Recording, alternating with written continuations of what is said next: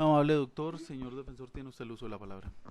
Gracias, su señoría. La defensa desarrollará el discurso de cierre teniendo presente estos capítulos. Uno, prescripción. 2, favorabilidad. 3, atipicidad. 4, referencia a exclusión probatoria. Y quinto, la solicitud. Se retoma entonces, su señoría, el punto 1 que hace alusión a la prescripción y aquí la defensa tiene que decir lo siguiente. 1. Trae a colación y hace propios la petición de prescripción que elevó al inicio de este acto de juzgamiento oral el abogado Alexis Angarita Verdugo cuando se dio inicio al juicio oral, de manera tal que para no reiterar todo lo allí manifestado por ese profesional en derecho, incluyo como parte de la alegación final que se presenta lo allí solicitado y expuesto. 2. Frente a este mismo punto, prescripción. Teniendo en cuenta que hay una preocupación por parte del vocero representante de las víctimas, en este caso, que hace de alguna manera un reproche al comportamiento procesal de los acusados y de los abogados con relación a la prescripción o la causa que originó la prescripción, pues debo referirme a ello muy grosso modo y contestarle a la representación de víctimas lo siguiente. Esta indagación en este proceso empezó en junio de 2009 y se imputó en mayo 25 de 2014. En ese lapso, la fiscalía estaba indagando. 1, 2, estaba ejecutando una cantidad de peticiones, y le recuerdo eso al vocero de víctima, de cartas rogatorias, como quedó aquí dicho, que en repetidas oportunidades solicitaban lo mismo y las autoridades extranjeras le llamaban la atención a los petentes en Colombia que pedían mal las cosas. 3. Allí la defensa, sean los antecesores y los colegas que me precedieron y quien habla, no tuvieron injerencia. 2. En este punto. Luego de mayo 14 pasó el proceso entre 2015 y 2016 por un largo y engorroso procedimiento de acusación. En esa oportunidad, tanto el juzgado de primer grado y el ADCUEM jamás realizaron un reproche sobre dilaciones injustificadas frente a todas las actividades, peticiones y recursos que se interpusieron en esa ocasión por los colegas que me antecedieron. El abogado que habla, César Londoño, empezó su labor el 18 de febrero del año 2017. Compareció a este estrado por primera vez en abril de ese año, solicitando aplazamiento, claro. Y le recuerdo al vocero de las víctimas que desde que yo entré al caso, entre febrero y julio de ese año, no me quería el centro de servicios ni la fiscalía entregar unas evidencias consistentes en unos audios. Ese tiempo no me lo pueden imputar a mí. Si eso es lo que busca la representación de víctimas como reproche a Margarita y a Jairo, y por supuesto viene dado sobre todo para mí. Luego, su señoría demoró un año el caso en apelación. Claro, fracasé en mis pretensiones de apelación. En una me negaron la exclusión de prueba y en otra me declararon desierto el recurso. Su señoría, ni el juzgado de instancia ni el ADCUEN hizo un llamado de atención por una actuación temeraria o torticera, por ejemplo, de la exclusión probatoria. Y demoró la justicia 1 año en resolver esa apelación. Eso no es imputable ni a mis anteriores colegas y menos a mí. Posteriormente, dadas las dilaciones sin duda que estaban ocurriendo en el caso, se retoma por el juzgado en julio, el juzgado ADCUEN en julio de 2018, quien habla, efectivamente no podía asistir, me relevan en septiembre, naturalmente comprendiendo que así tenía que ser y no había otra forma. Listo, desaparecí del escenario. Se nombró un abogado de oficio y ese abogado de oficio, seguramente con justas razones, terminó por extender 8 meses más el proceso. Así pues, que debía ser esa claridad, su señoría me estaba ahogando, porque realmente tiene que ser uno más objetivo y leal en la apreciación de estas cuestiones. Ahora sí, capítulo 2, favorabilidad. Su señoría, la defensa tiene que precisar lo siguiente desde el punto de vista estrictamente jurídico penal. La Fiscalía en la acusación trazó el lapso de la comisión de los injustos entre marzo 1 de 2004 y abril del año 2009. Hay que tener presente lo siguiente. En el año 2004, su señoría, se encontraba vigente el texto antiguo de la ley 599/2000, que sin duda tipificaba el injusto de captación masiva y habitual de dineros, pero, con un factor importante. Uno de ellos, que el núcleo de la conducta o el verbo rector era captar. Era el único verbo rector. Su señoría, y la penología de quien adecuara su comportamiento a ese núcleo verbal, a ese núcleo típico, se hacía acreedor a la pena de 2 a 6 años. Quiero que tenga ese primer factor en cuenta, su señoría. Siguiente factor. Con la ley 890 de 2004 se incrementaron las penas.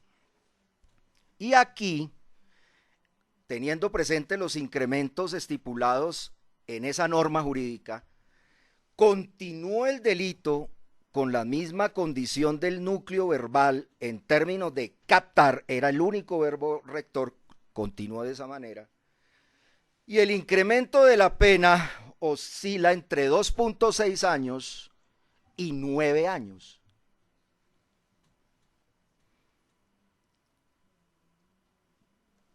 Tercer factor, su señoría. Noviembre 17 del año 2008. Decreto 4333 de ese año. Cambia el contenido del tipo penal de captación e incluye los verbos desarrollar, promover, patrocinar, inducir, financiar, colaborar o realizar cualquier otro acto. Y la pena, por supuesto, se incrementa ostensiblemente. Teniendo presente, su señoría, estos 3 factores, la defensa aquí le solicita que se aplique la favorabilidad estipulada en el artículo 29 de la Constitución, en el artículo 6 de la ley 906 de 2004, en el entendido que reconoce este principio constitucional, que ciertamente en el enunciado normativo que nos interesa hace alusión a que la norma aún, dice, aún significa en castellano todavía, aún cuando sea posterior, todavía cuando sea posterior, habrá de aplicarse, por supuesto, retroactivamente. Pero aquí no va la defensa a solicitar la aplicación retroactiva porque, pues, por supuesto, la norma del tercer factor, es decir, del decreto 4333 de 2008, es más gravosa. Entonces, para poder solicitar la favorabilidad, lo que la defensa les solicita a sus señorías que tenga presente la favorabilidad, pero en la modalidad de la ultraactividad. Por muchas razones. La primera, es más favorable ultraactivamente la norma anterior vista desde la cantidad de verbos rectores que en el texto inicial de la ley 599 de 2000 se plasmaba. ¿Cuántos verbos rectores? Ya se plantearon su señoría. Uno, captar.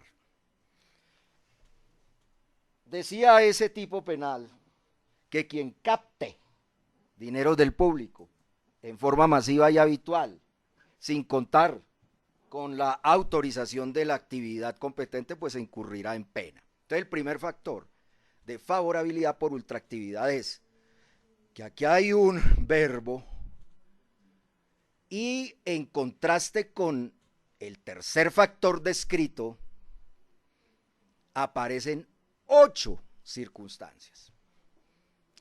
Segundo factor de favorabilidad por ultraactividad es la pena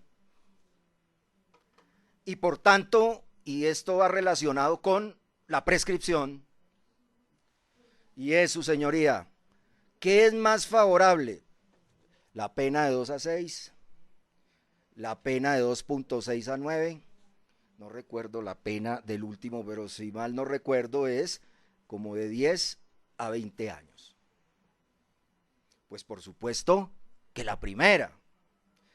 Entonces, su señoría, visto objetivamente sería que se proyecte al futuro favorablemente por ultraactividad la norma inicial de 2 a 6 años y comprenda la totalidad de los injustos. Ahora, viene este ingrediente que es importante para explicar también esa favorabilidad, y es, su señoría, el delito de captación, tanto el del texto antiguo como el del texto actual, es de mera conducta. Por eso es viable la aplicación de la favorabilidad.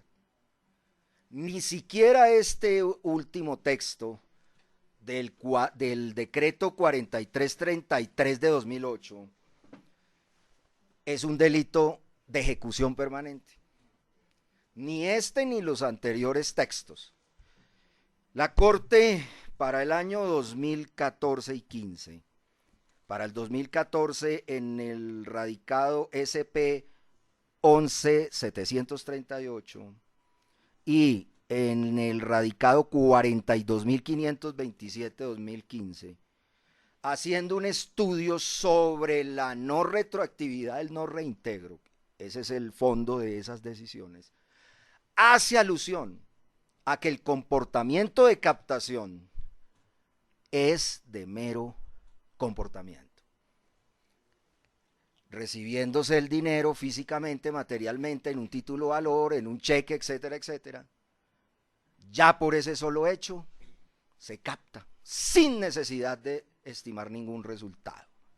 Y como se puede observar en el delito, en el 316, que crea el decreto 4333, sin duda que los verbos rectores aducen a comportamientos de ejecución instantánea. Es uno de los requisitos, su señoría, que la Corte Suprema de Justicia ha establecido con el propósito que el juzgador, cuando vaya a definir una solicitud de favorabilidad penal, tenga en cuenta que el delito sea de mera conducta de ejecución instantánea, no operando. Eso lo ha dicho in extenso el Alto Tribunal de la Justicia Ordinaria en Sala Penal que no ocurre lo mismo con los delitos de ejecución permanente. Dado que, entonces, que son de mera conducta, es viable, en este caso, la procedencia del principio de favorabilidad. Principio de favorabilidad que puede también nutrir la prescripción y dar por acabado el tema jurídico penalmente de si hubo o no captación masiva y habitual por parte de los sujetos pasivos de la persecución penal. En estas condiciones y frente a este capítulo 2 titulado favorabilidad, entonces la defensa, su señoría, hace esa solicitud para entender que se aplique el texto original e inicial de la ley 599 de 2000 con su único verbo captar y su pena de 2 a 6 años.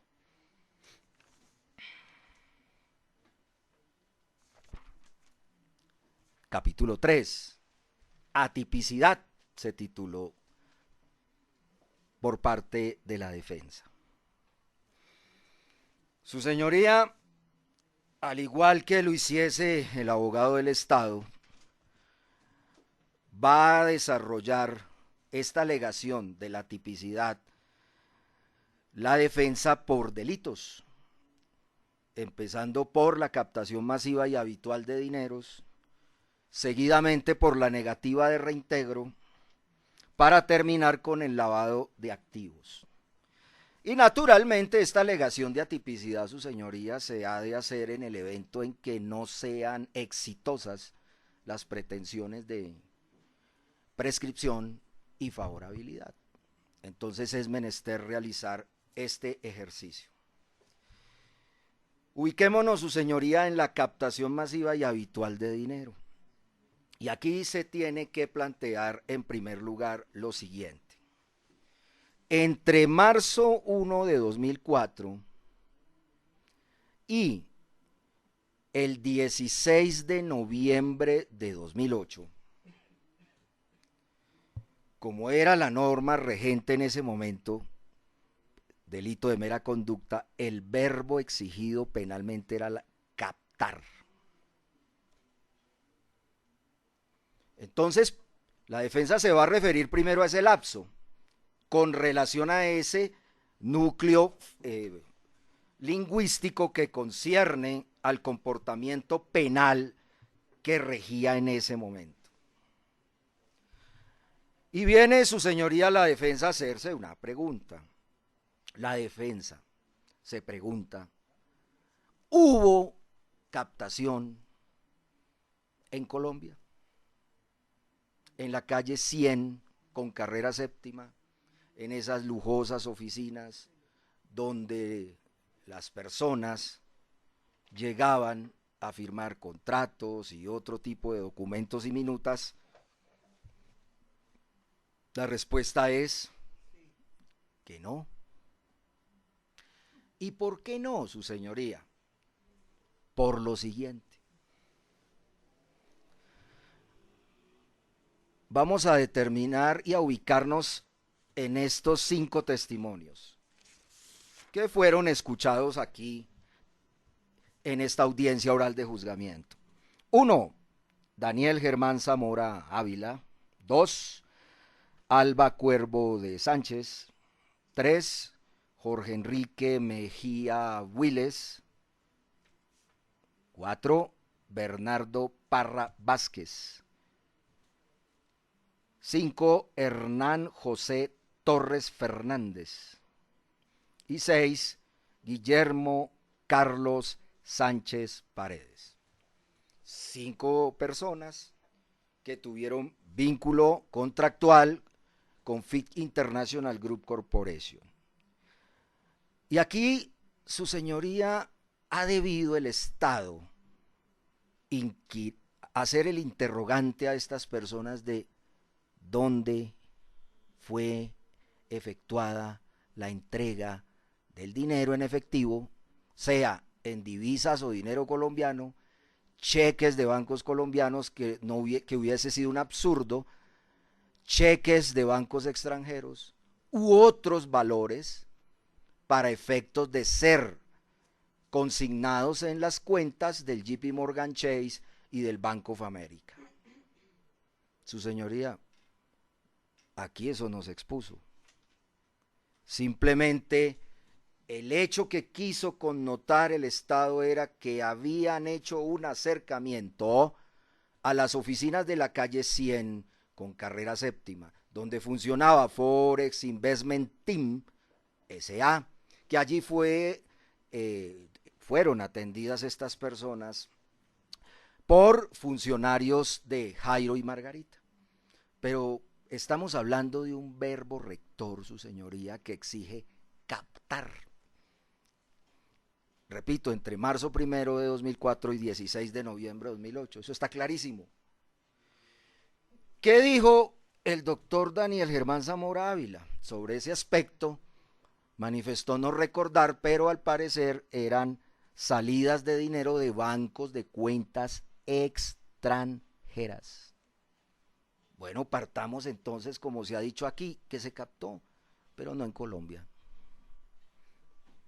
Y la ley penal colombiana no tiene por qué llegar a la extensión jurídica de salidas de dinero, como en este primer caso, como se dijo y se probó por la defensa a través del testimonio de Margarita Báez Angarita, con documentos donde se decía que la salida de dinero de esta persona y de las sociedades, dos personas jurídicas en la que él era representante legal, salían de Islas Caimán.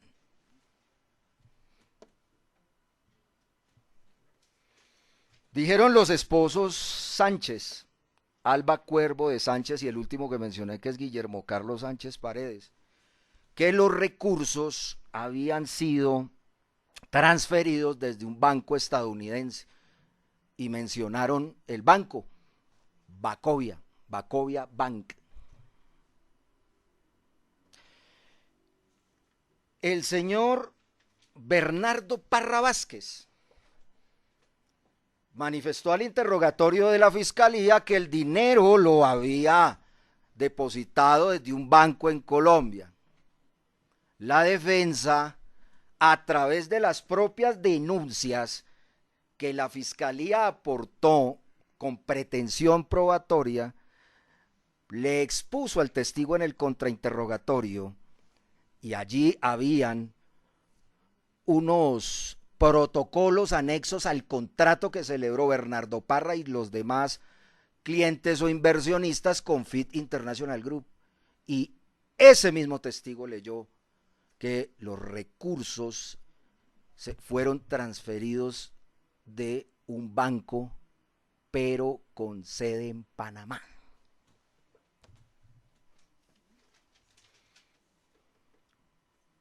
El señor Hernán José Torres Fernández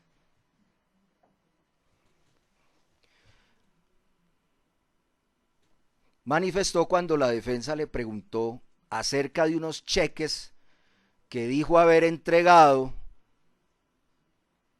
a Fit International Group Corporation, y ante el contrainterrogatorio que hiciera la defensa, manifestó, uno, que había hecho la entrega de esos cheques en las oficinas de Bogotá. Luego la defensa siguió insistiendo y luego dijo, no, los envié por correo. 2 cheques. La defensa siguió siendo incisiva allí y mire, dio una tercera versión. Dijo, no, compré unos cheques en una casa de cambio y esos cheques fueron transferidos por la misma casa de cambio para ser depositados en los Estados Unidos.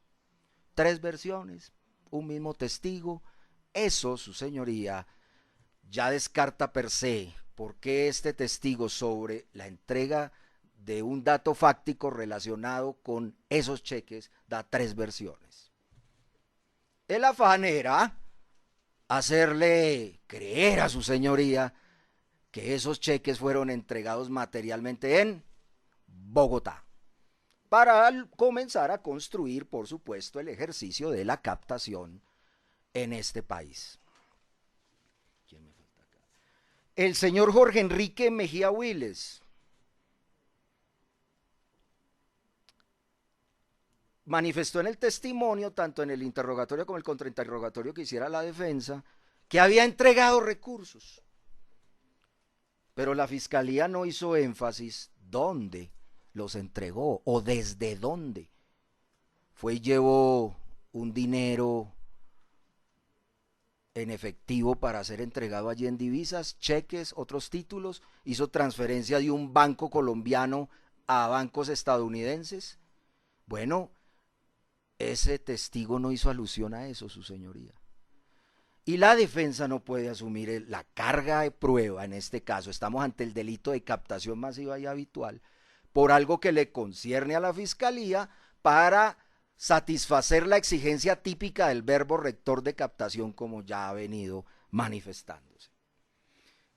Esas personas, presuntas víctimas, vinieron a declarar, pero sobre ese punto nada adujeron, su señoría.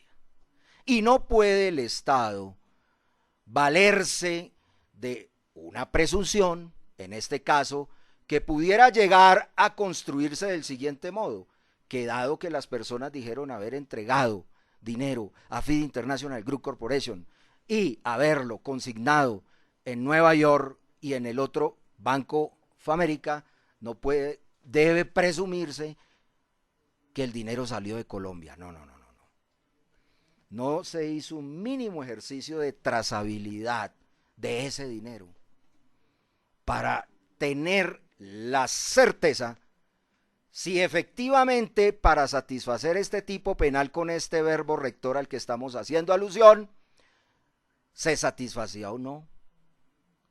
Porque la captación hace parte de un capítulo que se denomina delitos contra el sistema financiero. Es el sistema financiero colombiano, dentro del orden económico y social de Colombia. Su señoría, simplemente hay un vacío de prueba que por supuesto debe favorecer el statu quo de Jairo y Margarita, y hablo del statu quo de inocencia. Y no puede el Estado decir, es que la defensa no probó. No, su señoría. El artículo 7º, inciso 3º es clara. La carga de la prueba le corresponde a la fiscalía y esta carga no podrá invertirse. Solo hay dos casos en que se puede no invertir, pero sí son como una especie de excepción. La primera, la del lavado de activos. Y la segunda, la carga dinámica de la prueba que la Corte Suprema de Justicia ha construido para hacerle exigencias a la defensa. Pero su señoría, estoy fijándome en la captación. No me puede exigir ni el Estado ni el juzgado de instancia que la defensa ha debido cumplir con las condiciones de la institución de la carga dinámica de la prueba. Uno, porque ella es excepcional. Y dos, no es la regla general. Y dos, porque la carga dinámica la asume la defensa cuando esté en una posición de prueba más fácil y accesible, más cercana a la búsqueda, a la recolección, al hallazgo, al aporte, la presentación, petición práctica de el respectivo elemento de prueba. Su señoría, ¿quién estaba en mejor posición probatoria? ¿La fiscalía o la defensa? La fiscalía, en el sentido que era la representante estadual, primero de las más de 700 víctimas, luego 400, luego 300, luego 200, que terminaron siendo 83 las presuntas víctimas. Era el Estado con el vínculo con estas personas que estaban denunciando estos hechos, que tenía que contactar para efectos de lograr el aporte de esas evidencias. Y tenía otra opción, en una posición superior a la de la defensa, solicitarle a un juez de garantías, si las víctimas no le entregaban la información, a los bancos que ellas decían o enunciaban o mencionaban en las denuncias. Entonces, no se puede atribuir la carga dinámica en este caso, porque el Estado no cumplimentó lo que se acabó de decir y su posición y cercanía y acceso de prueba estaba mucho más privilegiado y cercano que el que tenía la defensa.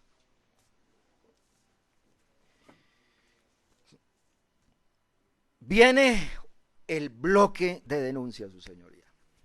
83 denuncias.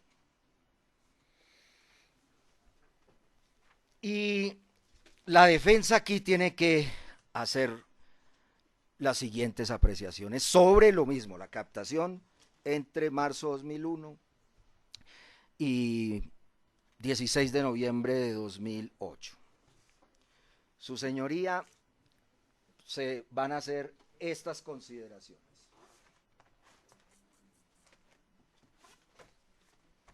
Primera, la Fiscalía ha tratado de antitécnicamente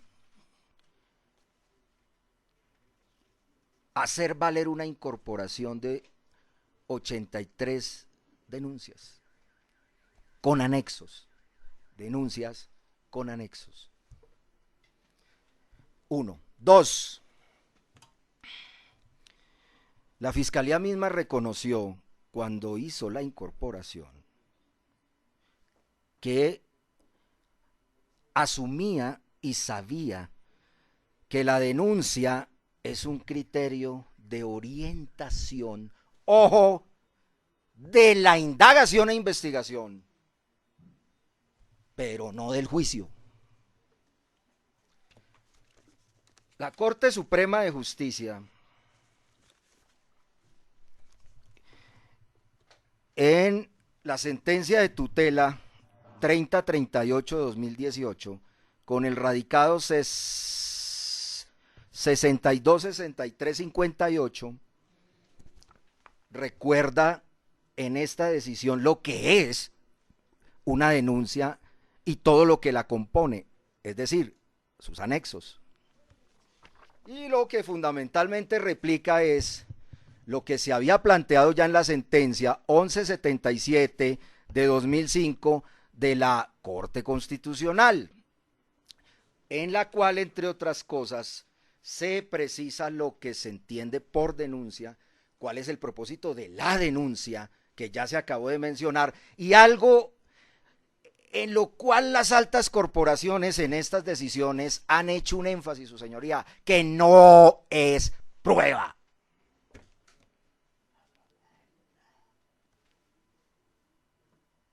Entonces, la pregunta es, ¿el hecho que se haya incorporado esa cantidad de denuncias la convierte en prueba? No, no tiene esa calidad. Jurisprudencialmente, ahí habría una tarifa legal negativa de prueba. Es decir, está vedado que se llegue aquí con una cantidad de denuncias, noticias criminales, y se pretenda buscar que se reconozcan como prueba. Y es muy sencillo, su señoría. Y aquí quiero que tenga en cuenta este criterio como el tercero. La Fiscalía me dio esa impresión. Quiso generarle esa condición probatoria a esas denuncias, manifestando insistentemente que fueron estudiadas a través de pericias. Su señoría, eso no es posible por lo siguiente. Las pericias que se enfocaron en la revisión de la documentación, tanto de la denuncia como de los anexos, solamente se detuvieron en cifras, se detuvieron en lugares. Estos testigos, que son peritos, no podían ofrecer si el contenido de esas denuncias era veraz o no.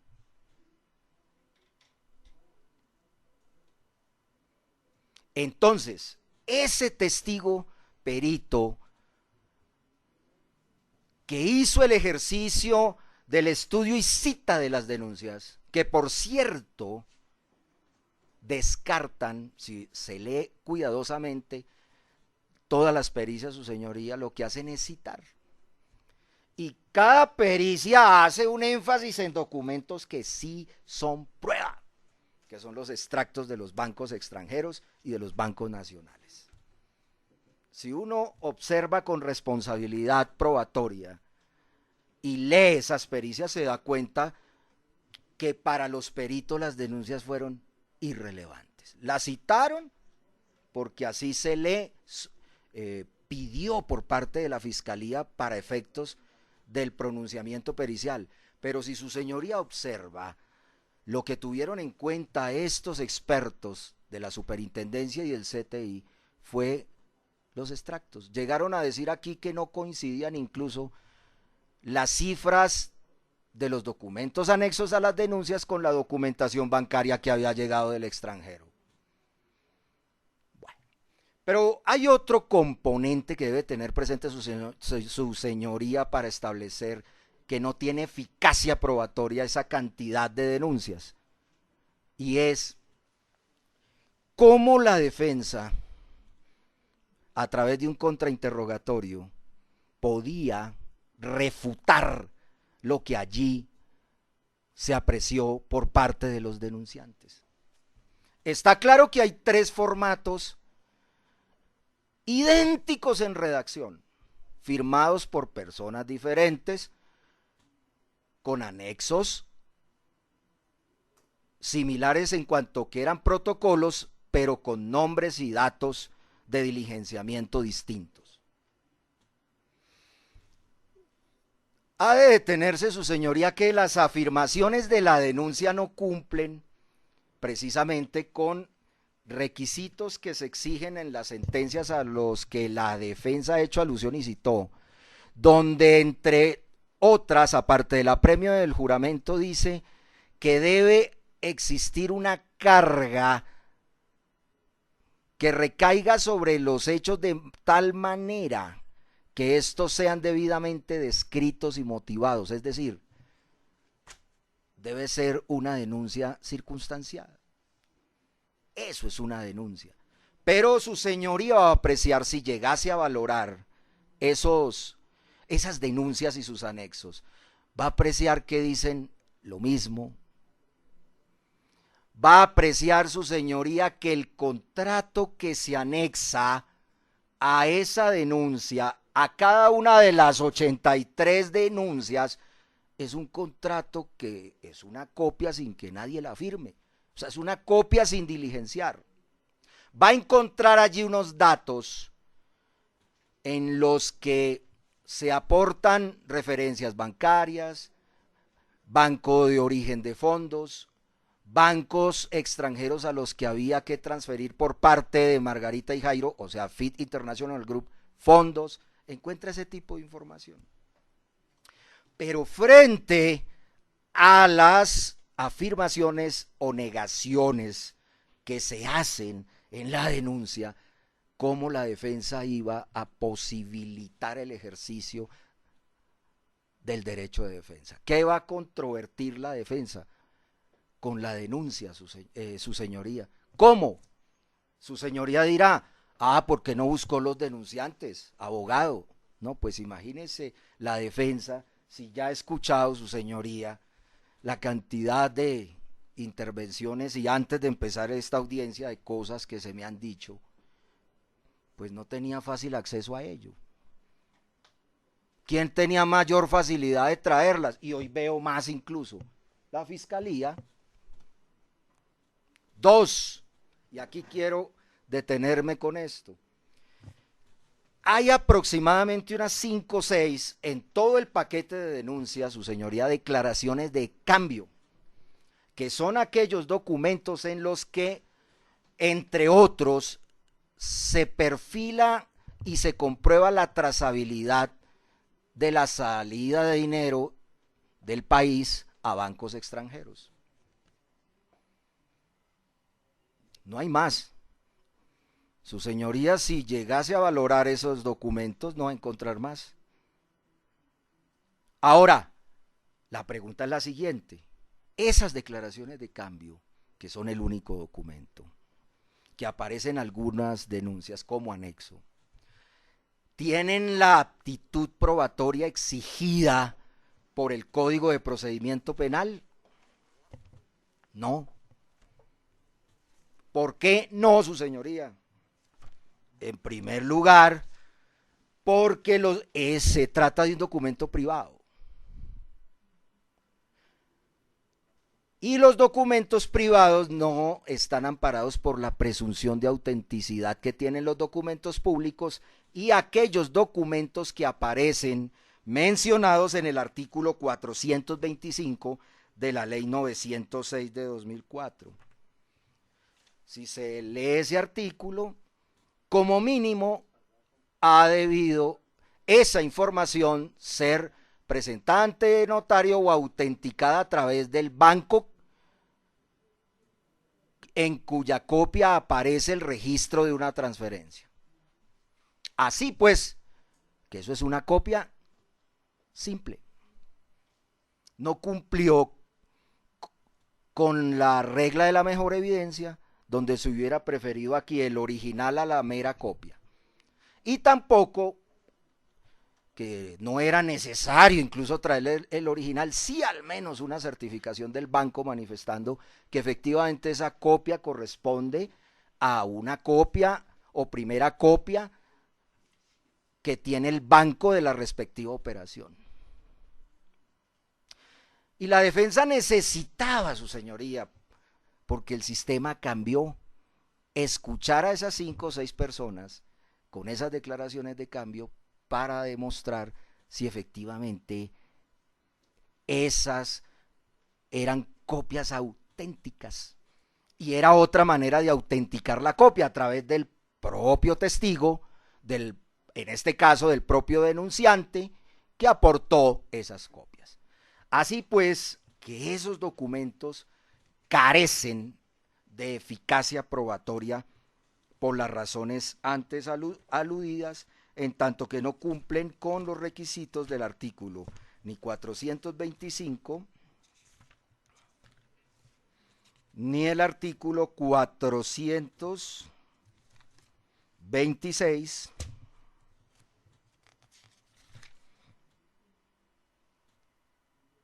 ni el 429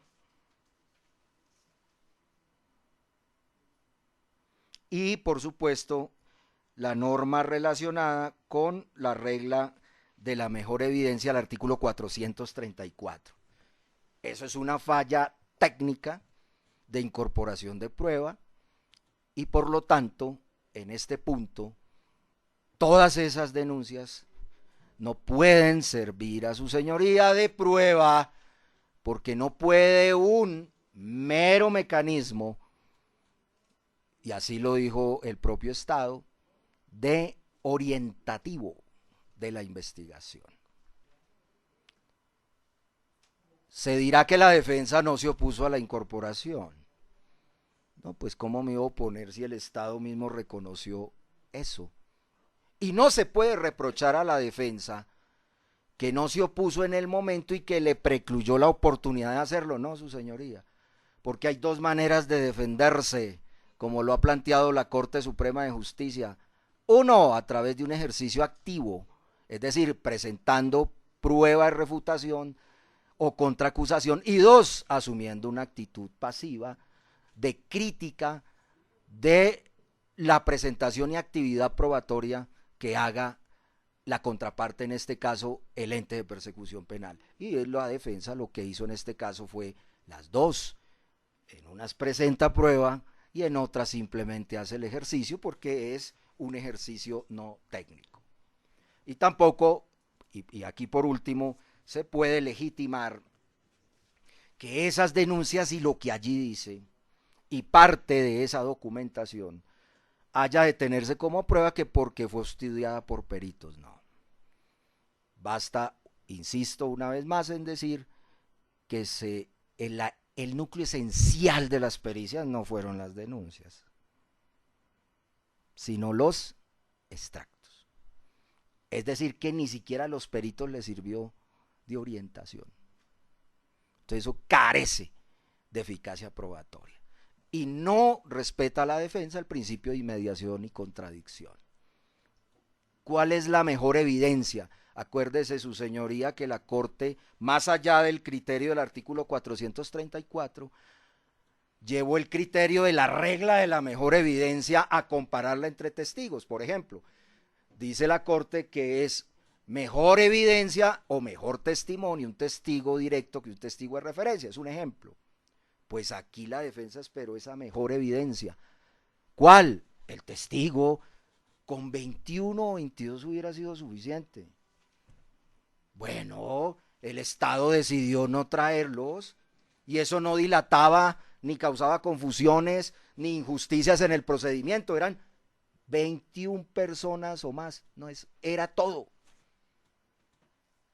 Era la manera en que se me permitía como abogado controvertir esas evidencias.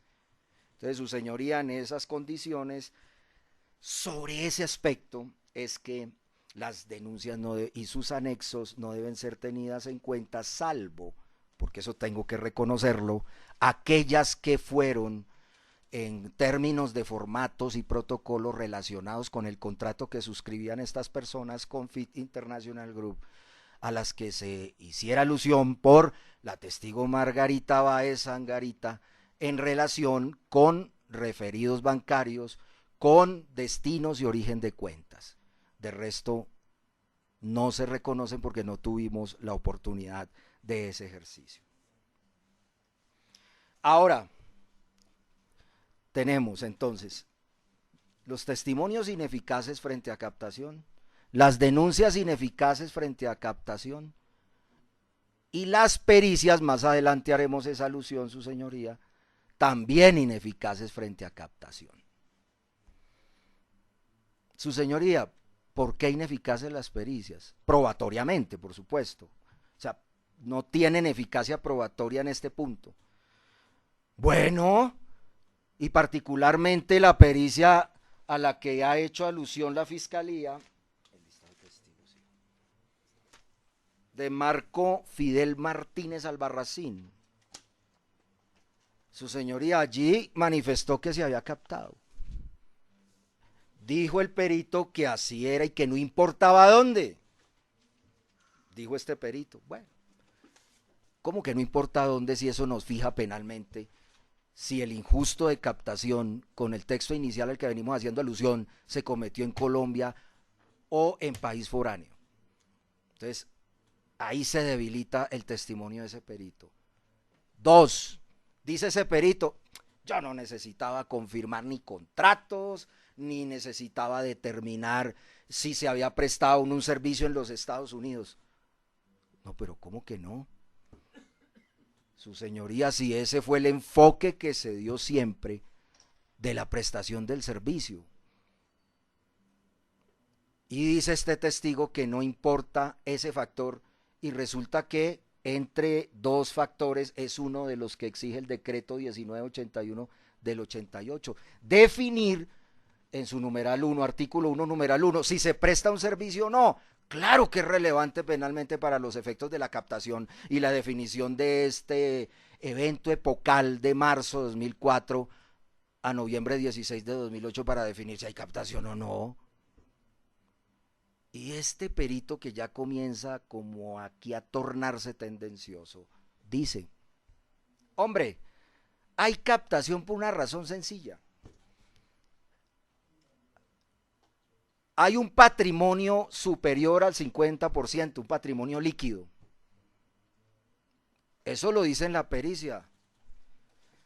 Y su señoría, aquí esa apreciación es antitécnica por lo siguiente. El 50% del patrimonio líquido y puede su señoría verificarlo en la base de opinión pericial y durante el contenido del testimonio de este experto de la Superintendencia de Sociedades a los cuales ha hecho alusión el Estado por medio de su admirable hoja de vida, pero le voy a decir algo, 50% del patrimonio de quién, no lo dice, y no lo dijo aquí oralmente, de Margarita, de Jairo, de FIDE International Group, de Bulambir, de Semar, de Gesmar, etcétera. Su señoría, estamos en el delito de captación. No me corresponde la prueba. ¿Dónde llegó el dinero? A FIDE International Group. País, Estados Unidos. ¿Era el patrimonio líquido de esa empresa? Empresas colombianas. ¿Era el patrimonio líquido en más del 50% de estas empresas? ¿O el de Jairo y Margarita juntos o individualmente considerados? Basta examinar esta praxis probatoria incorrecta. La Fiscalía hizo que sustentara el perito con la base de opinión pericial, su experticia, documentó todo lo concerniente a depósitos con este perito, con este perito, con este perito. Pero en el momento en que tenía que hacer alusión a la probanza de más de ese 50% del patrimonio líquido de la empresa estadounidense, de las empresas colombianas o las personas naturales Jairo y Margarita, no hizo el ejercicio. Y no puede el Estado decir que me tocaba eso a mí, no, su señoría. Tanto así que la Fiscalía tenía, que no quiso utilizarla fue otra cosa, todas las declaraciones de renta de empresas y personas naturales. Ahora, su señoría, lo más obvio sería pensar que el 50% del patrimonio líquido era de FIDE International Group Corporation, empresa domiciliada en los Estados Unidos. Pues bueno, si esa era, esto no tenía absolutamente nada que ver aquí porque esto es un decreto que rige territorialmente para Colombia. Entonces quedó sin probar ese 50%. Máxime cuando hizo un ejercicio tan elemental y fácil. ¿Qué hizo? Se dio cuenta que hubo depósitos por parte de las personas por más de 7 millones de dólares. ¿Y qué hizo? Con la documentación que tenía hasta ese momento, sin tener en cuenta devoluciones ni otros registros que posteriormente sí se estudiaron, llegó a esa conclusión. Era muy obvia, 7 millones de dólares se depositaron, la acusación dice que fueron 7 millones de dólares lo apropiado y lavado, pues conclusión, obvio, eso supera con creces el 50% de un patrimonio líquido. Pero esa pericia, y se lo preguntó la defensa en el contrainterrogatorio, ¿tuvo usted, señor Martínez Albarracín, solamente las carpetas que en su momento la Fiscalía le entregó? La respuesta fue sí. Entonces no tuvo en cuenta información que entregaron, y aquí quedó probado, Jairo y Margarita, relacionada con devoluciones, relacionada con inversiones en la plataforma de brokers en los Estados Unidos, Holanda y Suiza, y eso no lo tuvo en cuenta el primer perito. El segundo, que fue Luis Castro Peroso, que falleció y con el cual se tuvo que incorporar una pericia y un complemento que esta persona efectuara, su señoría, a través de el señor Néstor Ramón Sierra Pérez. Entonces aquí ya viene un complemento de información que no tuvo en cuenta el primer perito para llegar a la conclusión de captación. Este perito entonces ya comienza a hacer un reconocimiento de otros factores adicionales que por supuesto cambian el panorama de la situación.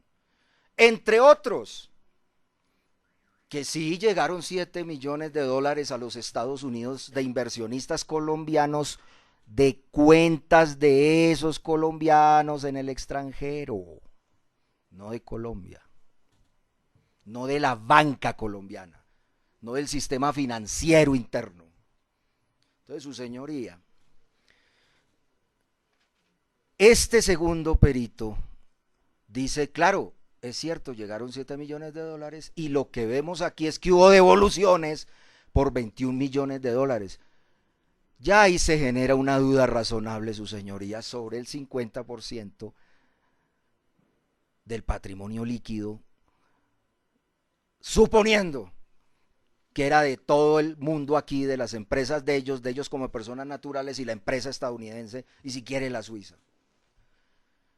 Pero entonces, ojo su señoría, que aquí ya el fenómeno me cambia, porque no son los 7 millones en bruto, sino que estamos hablando de 3 veces 7, 21 millones de dólares que la defensa probó a través de la testigo Margarita Báez y que por supuesto en un ejercicio de lealtad terminó reconociendo la Fiscalía General de la Nación con un perito del CTI que confirmó, contrastó, confrontó la documentación obtenida por la propia Fiscalía y la entregada por Jairo y Margarita, llegando a esas cifras. Entonces ya ese dictamen, el primero, no me puede fijar ese patrimonio superior, líquido superior a ese 50%.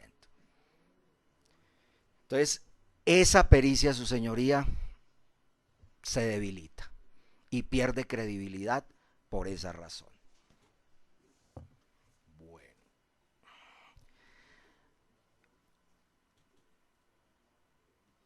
Son testimonios, evidencias. Su señoría, era importante tener en cuenta que la banca nacional no se vio afectada, claro. Estamos ante un delito de mera comportamiento, de ejecución instantánea y por tanto es un delito de peligro. Aún considerado como un delito de peligro abstracto, tiene que potencialmente, de manera efectiva y sin justa causa, afectar el bien jurídicamente tutelado. Uno, del sistema financiero colombiano y dos, que es el bien jurídico más extenso del orden económico y social. Dentro de la tipicidad objetiva del delito de captación masiva y habitual de dineros, no hubo una sola prueba tal y como lo ha venido la defensa esgrimiendo, que manifestara que el sistema financiero de Colombia, la banca nacional, la plata en Colombia, se hubiese visto con un potencial riesgo. La plata no salió de aquí. Y la defensa probó a través de la testigo Margarita Báez e incorporó unos documentos en los cuales los clientes diligenciaban en el punto 7 del origen de los recursos.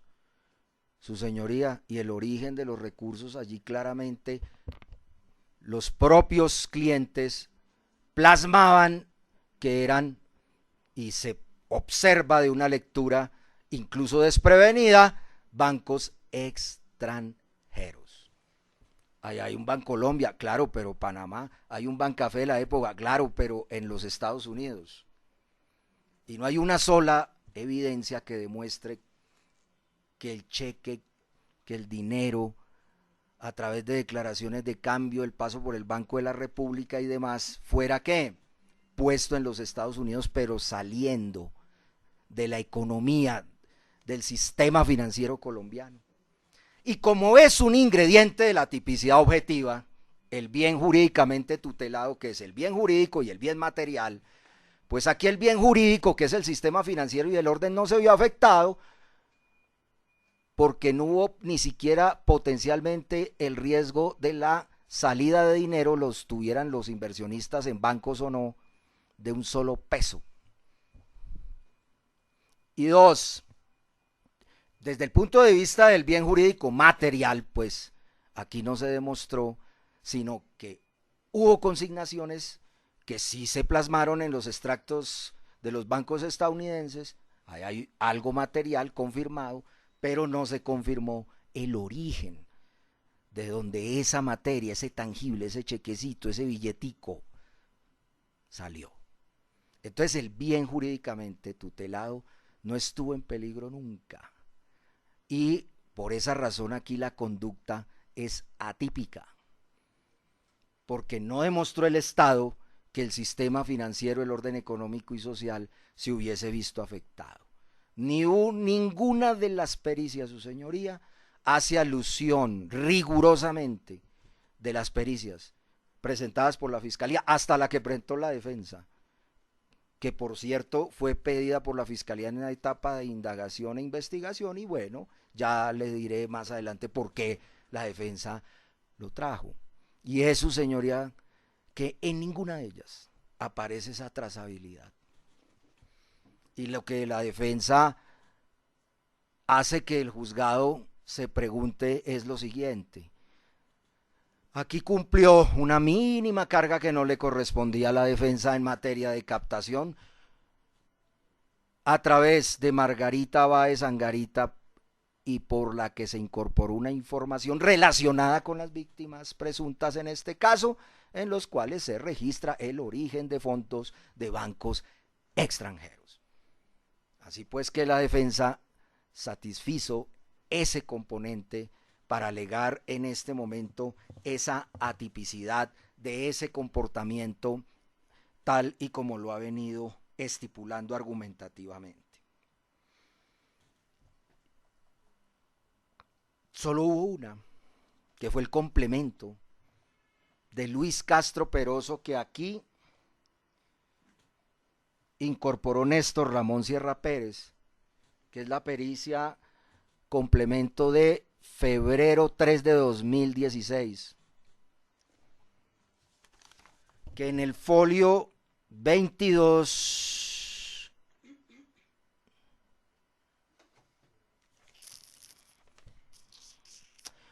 corrijo, en el folio 33, su señoría, dice textualmente, en el último párrafo, dice: la gran mayoría de transacciones, es decir, la llegada y salida de dineros a JP Morgan Chase y Bank of America en las cuentas de Fit International Group se dan entre cuentas de bancos americanos, bancos de Islas Caimán, bancos europeos, dice, diferentes de bancos colombianos. Es la única alusión que se hace a esa cuestión. Tenía la defensa la carga dinámica de la prueba de demostrar si efectivamente ese origen del dinero había salido de la banca nacional. No, su señoría, una vez más, y me remito a los argumentos a los que ya ha hecho alusión la defensa antes para decir que está en mejor posición probatoria la Fiscalía que la defensa por el contacto que tenía el Estado de acercamiento y acceso a esa prueba a través de las víctimas y, por supuesto, incluso si se quería, de la cooperación internacional, y 3, de solicitudes ante el juzgador de garantías. Y no le correspondía aquí entonces a la defensa ese acceso, porque tenía mayor dificultad para demostrar que efectivamente ese era el origen, y aportó el único documento en el cual las propias personas que dicen ser víctimas registraban de puño y letra, o dictaban, si era el caso, que sus recursos eran transferidos de bancos extranjeros. Y esa prueba no fue discutida, no se presentó prueba de refutación, que perfectamente hubiera podido presentar la Fiscalía en esta fase para desmentir el contenido de lo que allí se registraba y de lo que confirmó verbalmente Margarita con relación al contenido de ese documento. Entonces, su señoría, ahí hubo también un defecto técnico que por supuesto no tiene que asumir la defensa, sino la Fiscalía. Su señoría, se apreciará aquí ahora este punto. Esa captación, Doctor Quevena, lo interrumpo previamente a pasar a ese punto, vamos a reiniciar el equipo, ya se cumplieron las 2 horas y es necesario